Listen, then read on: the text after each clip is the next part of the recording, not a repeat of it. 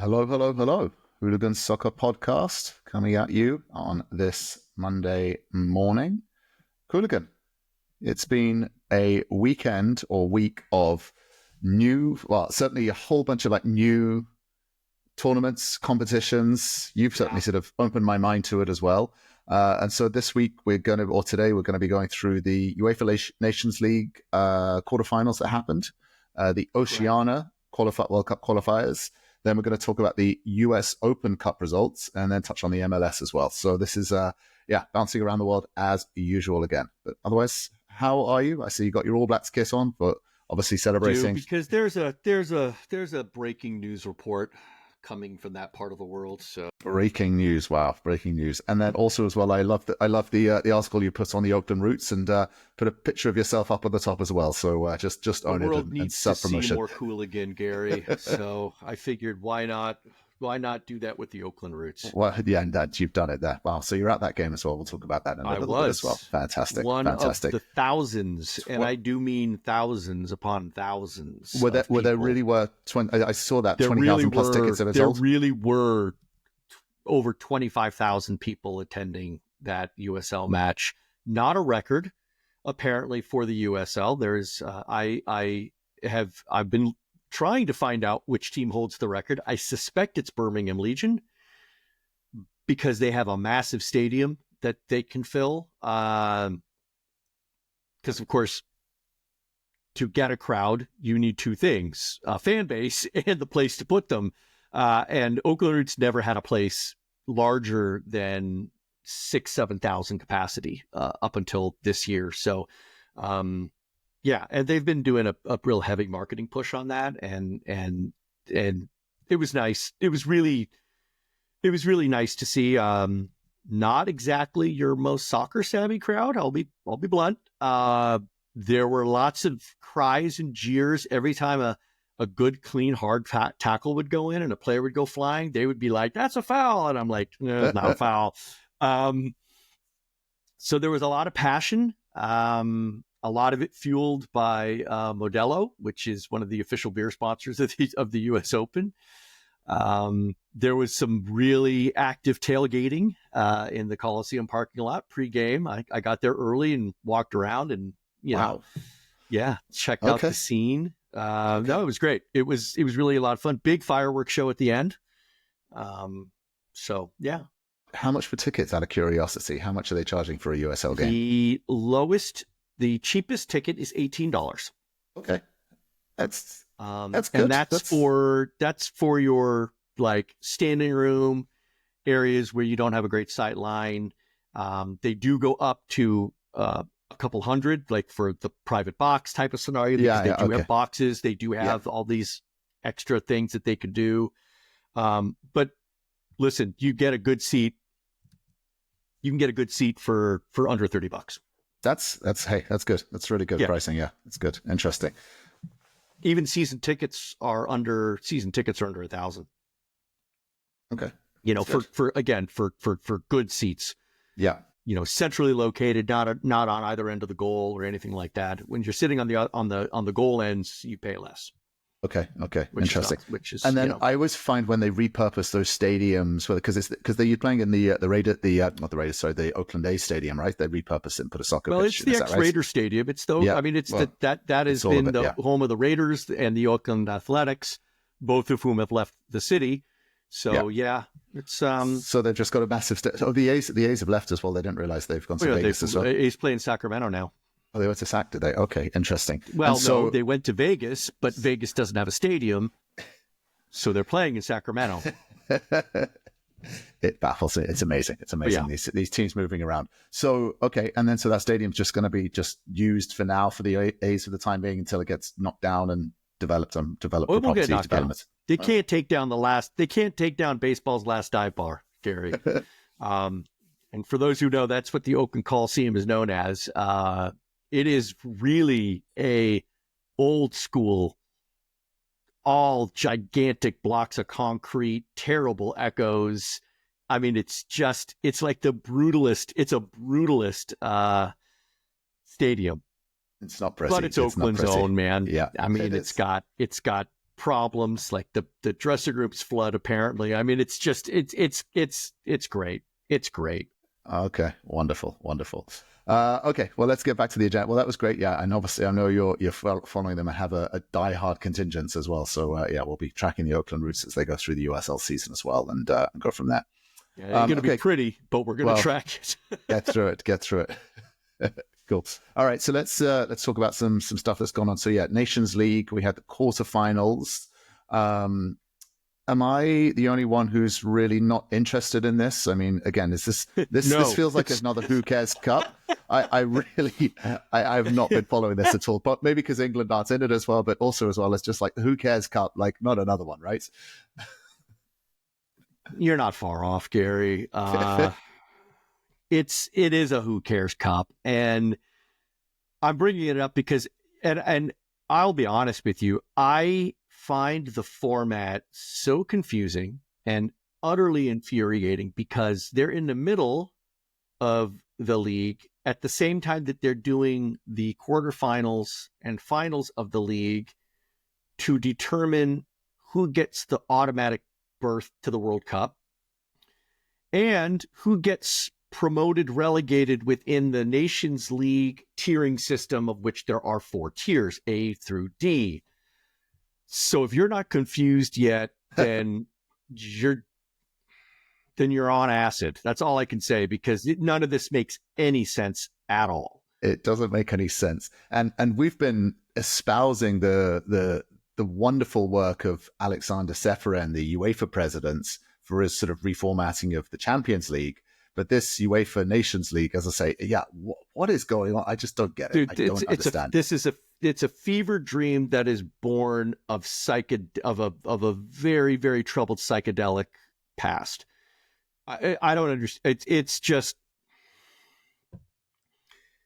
and again, it's competition for the sake of competition, and in a way, I know what they're trying to do. They're trying to make the qualification have a little bit more urgency, and also attempting to give some of the smaller nations something that they can sort of grasp and hold on to with the relegation promotion into the various tiers. It does allow for some sort of, self-bettering, pick you up by your bootstraps, grab you by your suspenders type of old school thinking, but fine. Yeah. Yeah. Then let's get to the point at hand, because of course you've got the same 8 teams that are dominating the league. Gee, big surprise. Yeah. They all played. They did 2 legs. And so now 4 of those will move on into the semifinals, which will be played, I believe, in June. It's in June, yes. And so Spain, it looked like there was some high scoring aggregates as well, so it was entertaining. Listen, I'm not gonna lie. From a footballing perspective, this was a juicy set of fixtures. I mean, absolute,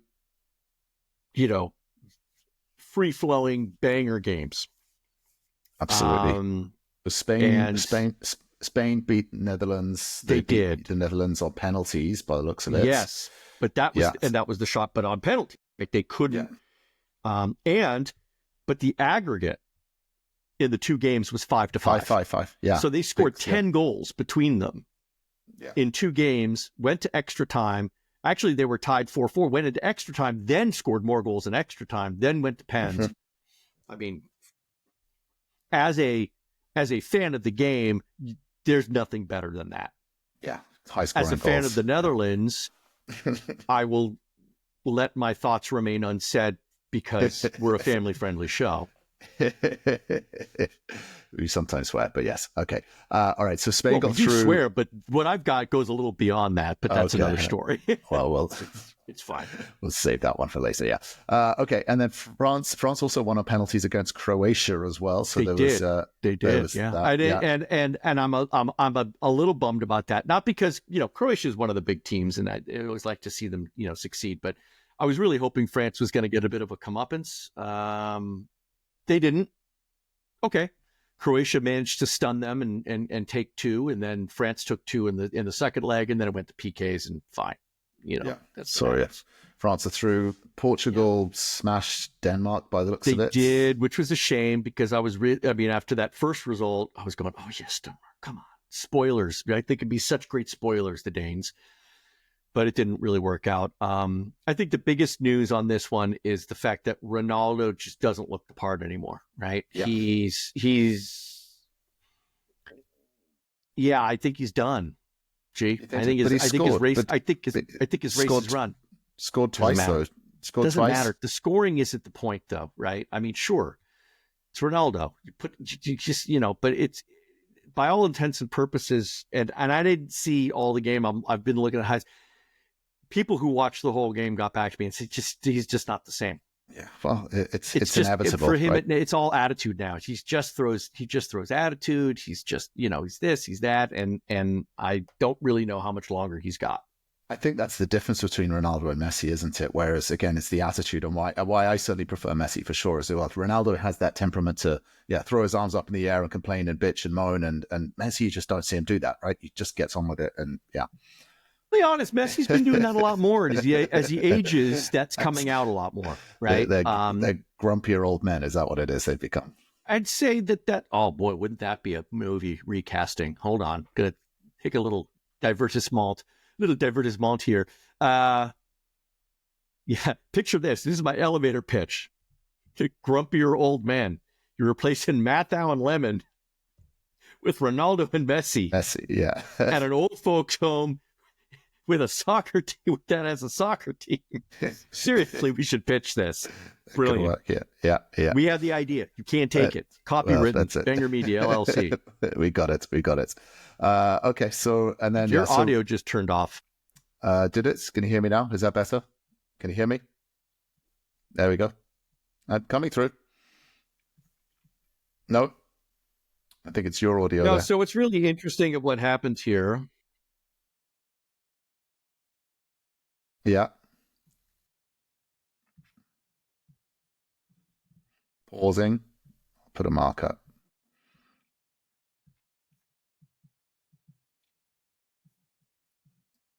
Your audio's gone now. You're muted.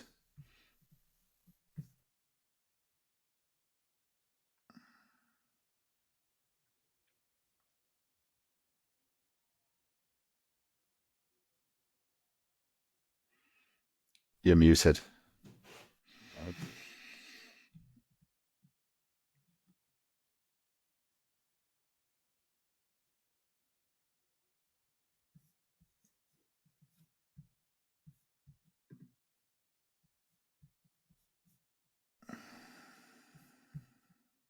Okay, I'm back. We're going to have to edit that out. Yeah. Okay. Well, we'll keep going. Don't worry. So what happened was apparently my Siri decided to pick up on a voice command and start playing two different simultaneous streams that had nothing to do with anything that I was talking about. Well, there we go. AI for you. Brilliant. Okay. All right. Well, don't worry. We can just chop it out as well. So let's go back. Yeah. Grumpy Old Men. We did the Portugal thing. And then I think the other one as well is the other game that we had was the Italy-Germany game. Germany won on penalties as well. They did. So that was obviously, again, they did look like, sort of from a scoring perspective, there were lots of good games, good results as well, which is good. Interestingly, for Italy, I did notice that you've got the familiar name Daniele Maldini, who plays for Atalanta, Paolo Maldini's son, which is fascinating. So that would be a third-generation Maldini. Third-generation Maldini. Amazing. But yeah, unfortunately not playing for AC Milan, but he's a striker, so he's not gonna live up to his father. Was incredible as a left-back. But that was, So that was the Nations League. So as you say, so it looks like we've got, do we know who's playing each other yet? Who's going through, or are they the draws, or is that still yet to be determined? Yes, the draws have been done. Germany will play Portugal, and Spain will play France. Okay, beautiful. So we'll again. So and then basically the winner of that gets an automatic qualification to the World Cup qualifier. Well, the winner of that goes. Sorry. Thank you. You got it. Gets the World Cup, gets an automatic qualification. But as you say, there's also World Cup qualifications going on as well. So that it just correct. Dilute. Yeah, it's a head scratcher. This one, isn't it? That's right. That's right. Yeah. No, there's that auto berth. I'm pretty sure it's the World Cup. And not the Euros. It might be both. I don't know. I might have to go back and double check that one, Gary. That I'm sitting here, I have doubts. It's like Yeah, that no. moment from the movie The Fifth Element where that general is staring down the barrel of the incarnate evil going, I have doubts. He has doubts. Okay, well, we'll get there, and we'll get to the bottom of that one. Okay, so that's the UEFA Nations League, and as I say, we'll mark that under Who Cares Cup, and Shove that one well done, aside. guys. Yeah, exactly. And then speaking about something which was a little bit more engaging was you had the Oceania qualifying for the World Cup. So your man crush Chris Wood's going to come into the States, right? This is so, outside of what UEFA was doing, and UEFA actually kicked off its World Cup qualifying this international break. There were a number of games in that result. This also represented, for every confederation, there were World Cup qualifying matches that were going on, not just UEFA. And the first bit of news was Japan became the first country outside the host countries to clinch a berth in the World Cup with a victory on the 20th of March. They played, I think, Bahrain. I think they beat Bahrain 3-0.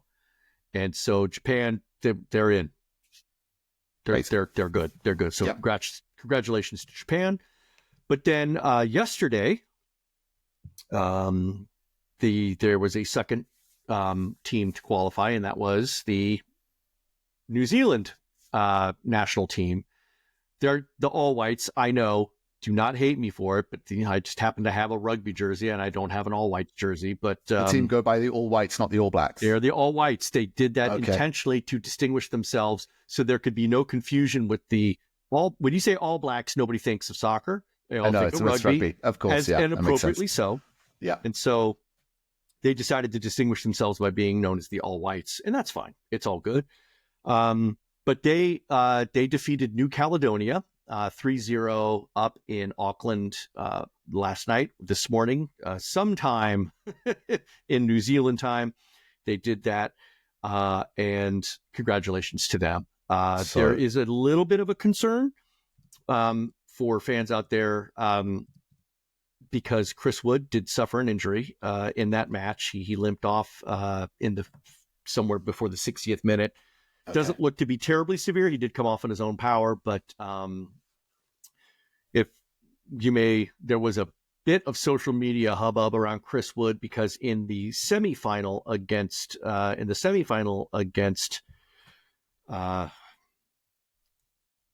Fiji, thank you. I was having a little bit of a trouble in the semifinal against Fiji. He scored a hat trick of headers, so 3 goals off his head.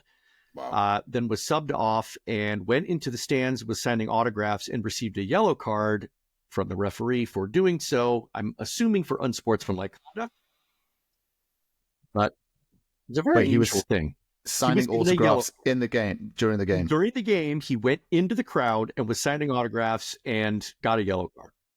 Okay. Well, I mean, Okay. Yeah. Well, okay. Fine. You live and learn. Yeah. Live and learn. So it's interestingly the first yellow card he has received since August of last year. Okay. Wow. So, interesting. He doesn't get a lot of them, and so he was didn't dampen his smile because they were crushing it. Okay. And some good stories came out of this New Zealand game. New Zealand qualifies for their first World Cup since 2010. Excuse me. Wow. Yep. They have traditionally dominated the Oceanic Confederation. This is not a surprise. They've made it through to the playoff rounds because prior to this year, the World Cup, Oceania was not guaranteed a spot. They would have to play the 7th place team out of South America, and inevitably they'd fall short. So on that 2010 team, there was a young Chris Wood. So he has been to a World Cup. He was on the squad in 2010, made the trip. Interesting. But one of his teammates, a guy named Costa Barbarous, is 35 years old, scored in this match against New Caledonia, did not actually make the 2010 team. So he's going to his first World Cup. So he's very excited. And Michael Boxall scored his first. He started the scoring for New Zealand in the second half, got his first ever international goal for the Kiwis in his 55th cap. So he's played 55 games, never scored a goal, got his first one, and it's a hell of a way to score. Wow. Well done. Wow. So wow. Good for him. Qooligan on fire today. Wikipedia Qooligan as well. And here's the other thing, and because I want to make sure that this is noted. For New Caledonia, this is a massive achievement. They are not a big nation. They're French overseas dependence territory, right? Like Tahiti. They are currently in the midst of what is almost effectively a civil war. So there's a massive amount of unrest in that country. I'm hoping that this does something to help quell that and create some sort of unity. But the players on the New Caledonia side almost exclusively play in the French leagues, and we're talking third, fourth tier French leagues. These are not, they're not playing they're not even playing for teams like Rennes or So any of the League One teams, and they've always been strong in Oceania. They're one of the strongest. They're one of the strongest teams traditionally in Oceania outside of New Zealand and up and covers Tahiti, who are pretty good. They are actually qualified for what is known as the Interconfederation Playoff, which is something that is happening in this year's World Cup. Again, it's brand new because with the expanded World Cup pool of 48, the top team of every confederation except UEFA, just because UEFA, they don't get any love. Boo-hoo, UEFA. Get to play a 6-team interconfederation playoff for the remaining spot. Okay. So New Caledonia is not out. They still have a chance. That will be played in March of next year, I believe. Okay. Wow. And they have a chance to go and still win their way in to the World Cup. And I'm sure they're going to be very, very focused on doing that. Wonderful. So good to them. Congratulations to New Caledonia. They represented and they're still in the fight. Fascinating. Look at that, bringing us all the news from around the world of the international soccer, particularly on these international breaks. The Qooligan. And so, speaking of other tournaments as well, the Lamar Hunt US Open Cup happened this past week and weekend as well. I know you were across all of it, banging out really interesting insights and articles. Where do you want? What picks do you have there? What do you want to cover? I just want to focus on giant killings in this one because the Open Cup is like the FA Cup. You have these. It's for everybody if you make it through the initial qualifications, and then as you move up through the levels and the tiers, you're going to be getting more professional teams that are coming in. So at this first round, there were some teams from as high up as the USL Championship. But the majority of the teams were from USL 1, USL 2, which is the third and fourth tiers, respectively, and then a significant number of what are known as just lower league open teams, like what they call local qualifiers, right? And these are qualifiers from leagues such as the Seattle Rats, great name, love it. Seattle Regional Athletic something, but they're the Rats. Or clubs like the SFSFL, which stands for San Francisco Soccer Football League. Okay. Yes, I recognize the redundancy, but it was founded in 1904. Think about that. 1904, that club was founded and has been extant and playing competitions ever since. Amazing. Yeah. They survived the earthquake, ladies and gentlemen. They survived the great San Francisco earthquake. So, it was quite thrilling to sort of watch this. All matches were live streamed on YouTube for free. So didn't know that going into it, but realized that very quickly. You can go back and watch all of them. It's really quite awesome. Cool. So let's focus on some giant killings, because there were some giant killings. Firstly, I would just like to give a shout out to a local club, San Francisco's El Farolito, who have now been branded and given the They're now called the Burrito Boys. This has gone viral on social media. Hashtag Burrito Boys. And the reason for that is El Farolito is a chain of burrito restaurants in San Francisco, noted for their gigantic mission burrito, which is the size of a forearm. I've had it on many a drunken nights. Nothing like a dirty burrito. So yeah, it's delicious. It is delicious. They're open till like 3 a.m. and they are packed in the evenings. So El Farolito has a tradition of giant killing in the Open Cup. Last year, they defeated Portland Timbers Academy and then went on to face Oakland Roots. I was at that game with Oakland Roots, and I'm telling you, they pushed them all the way to the limit. They took them to extra time, and it was a debut goal from a 18-year-old academy prospect named Ilya Alexeyev that actually gave Roots the win. Wow. In extra time, 4 minutes from time. So that was phenomenal. So Farolito traveled to Salt Lake City to play the Real Monarchs, which is the academy team of Real Salt Lake. Yeah. And did it again. Wow. Beat Real Monarchs 3-1. Yeah. There was a fantastic Men in Blazers moment where apparently El Farolito had one fan in the stands. They had one fan. I think I saw this, and he's waving his flag. Drove he traveled all the way from San Francisco. Spent the entire game waving a flag. Saw this, yes. Alone in a whole section, all to himself. The one guy just waving a flag all 90 minutes. We need to get in touch with that guy, because that is commitment. Hey, that is just pure fandom and passion. I mean, that's just that's what you want. I mean, that is exactly what you want right there.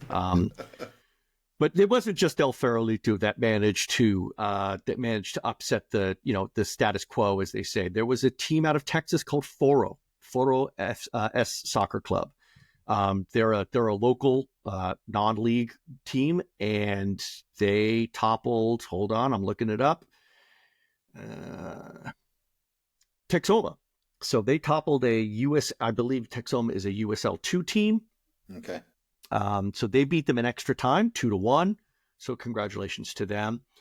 I want to give a shout out to Westchester, not Westchester, New York, but Westchester, Pennsylvania, who took Loudoun United pretty much all the way to the end. They lost 2-3, but it was a struggle. I mean, Loudoun had to dig deep. Also want to give a shout out to Asheville City, who hosted Greenville. Asheville again is a local qualifier. They took them all the way to Penns, lost Penns, but just given how much Asheville's gone through with all the hurricane and the rebuilding that they've gone, really well done for that community to rally together and be able to host an event like that. So well done. Yeah. Yeah. Let's see, some other big ones that came in were Little Rock Rangers. From Little Rock, Arkansas, not noted for being a soccer hotbed. Yeah. Got to host Birmingham Legion. So Birmingham Legion, who normally play in a 48,000 capacity stadium, had to travel all the way out to Little Rock, Arkansas, and play at a high school. Yeah. It was a high school field. Okay. And they fell 1-0 to Little Rock Rangers. So well done to them, because that's quite a toppling. Legion, of course, being a USL championship team. Little Rock Rangers plays in USL 2, I believe. Okay. Maybe USL 1. If I'm wrong about that, please forgive me, Little Rock. Then lastly, the big shout out has to go to the New York Pancyprian Freedoms. And yes, the Pancyprian Freedoms are a Hellenistic society that sponsors a soccer club. They are all 100% amateurs with full day jobs, doing this on the weekends for the love. Traveled to Cincinnati to play FC Cincinnati's academy team. Took them all the way to the end, to penalty kicks, and won. Wow. There was a moment, amazing.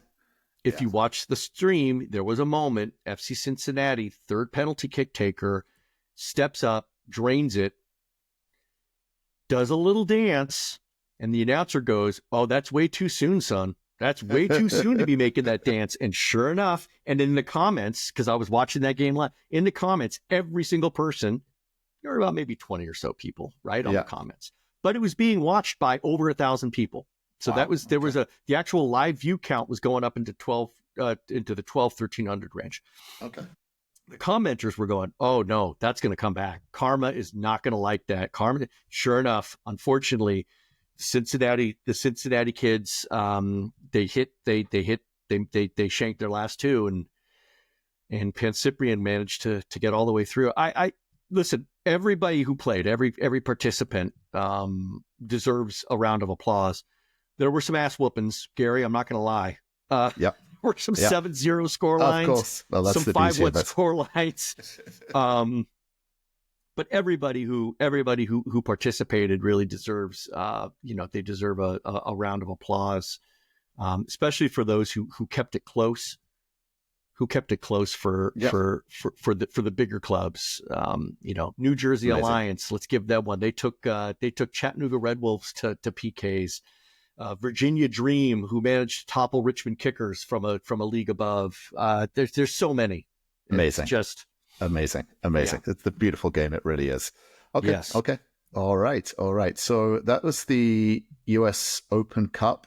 Obviously, I know we had the MLS and the USL weekend. However, did you get a chance to watch any of the US matches in these CONCACAF Gold Cups at all? Did you see it? Did you follow any of this and see how the US has not performed very well? They lost to Panama and then obviously lost to Canada. Oh, yeah. You mean that debacle? Yeah, that other Who Cares Cup. No, I didn't watch any of that. I probably should have. I had a lot of other things going on, in that this one was not high up in my mind. US didn't do so good. They didn't do so well. What was also fascinating, and again, I don't know if you saw this. Obviously, it was all streamed on Paramount Plus and CBS. They had the rights to it, and they had the Kate Scott and Thierry Henry, and then they had some of the more sort of some other pundits as well. And so they did the double headers because they did both back to back. The thing that's really struck me as quite telling is the stadiums were, I'm going to say, near empty. They were bare. There was hardly any fans actually in there, which is, I think it's indicative of, as we say, the Who Cares Cup, and this seems to be the theme here, right? Which is like just no one really cares to want to go and see these things. I know we've got the World Cup coming, but they just it's just the level of interest in this is getting, it's the big. I also think the main problem is they are putting these games in stadiums that are just too big. Mm-hmm. Yeah. That was in SoFi Stadium? SoFi Stadium, right? Yeah. In LA? Yeah. 50,000+ people. That's a lot. Right? And for US Soccer to be talking about this and all the press reports and how we're going to be, those tickets had to be way outside of, most people's price range. Parking at SoFi has got to be $30 to $40 just to get your car into the lot. I think they do have a public transportation option. This is, of course, the struggle is how do you want to get people to go. Yeah. But at the same time, there's also a density of things, particularly in the LA region. There's probably a lot of other things going on that weekend. It's in the Gold Cup. Yeah. It's Who Cares Cup, right? Another it is Who Cares Cup. It really is. I mean, I think had it been against Mexico, you would have seen a very different story. Of course, it would have been all El Tri, right? Yeah. But still, and I don't know. I mean, was the El Tri game at least well attended? I didn't see the numbers. I didn't see the numbers on that attendance, so I couldn't tell you. I don't think it. Yeah, it didn't look too full. I have to say, So it seems to be this theme as we've been sort of bouncing around the world, as say, even looking at the UEFA Nations League and then obviously the Gold Cup here as well. Like these non-eventful tournaments with trophies at the end of them, they just don't seem to drive a lot of engagement and interest as well, right? Which is, again, it's just an interesting trend I've certainly noticed. That's for sure. It's like they say, it's trophyitis.